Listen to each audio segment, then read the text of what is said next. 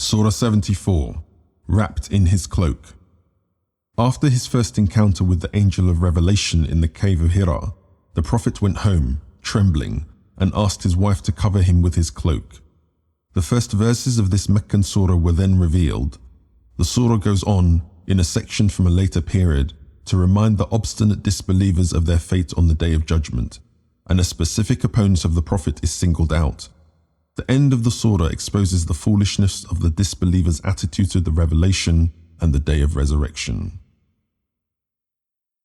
In the name of God, the Lord of mercy, the giver of mercy.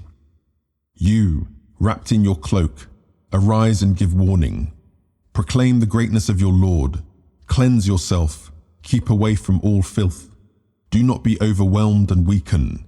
Be steadfast in your Lord's cause. When the trumpet sounds, that will be a day of anguish for the disbelievers. They will have no ease.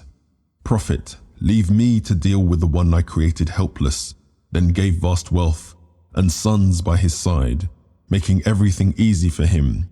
Yet he still hopes I will give him more.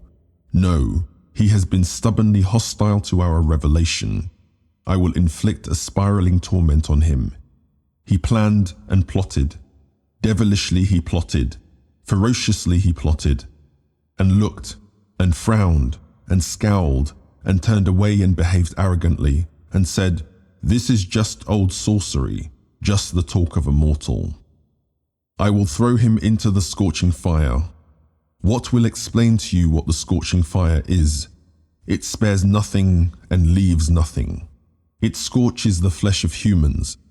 There are 19 in charge of it, none other than angels appointed by us to guard hellfire, and we have made their number a test for the disbelievers.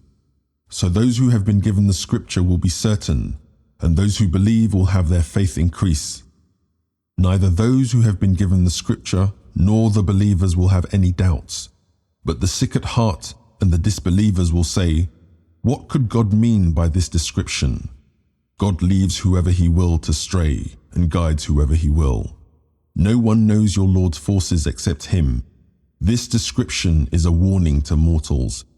Yes, by the moon, by the departing night, by the shining dawn, it is one of the mightiest things, a warning to all mortals, to those of you who choose to go ahead and those who lag behind. Every soul is held in pledge for its deeds, but the companions of the right will stay in gardens and ask about the guilty.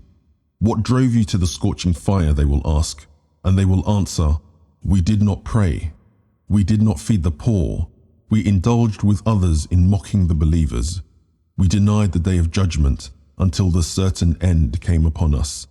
No intercessor's plea will benefit them now." What is the matter with them? Why do they turn away from the warning like frightened asses fleeing from a lion?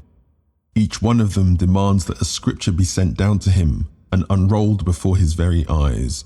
No, truly they have no fear of the life to come, but truly this is a reminder. Let whoever wishes to take heed do so. They will only take heed if God so wishes. He is the Lord who should be heeded, the Lord of forgiveness.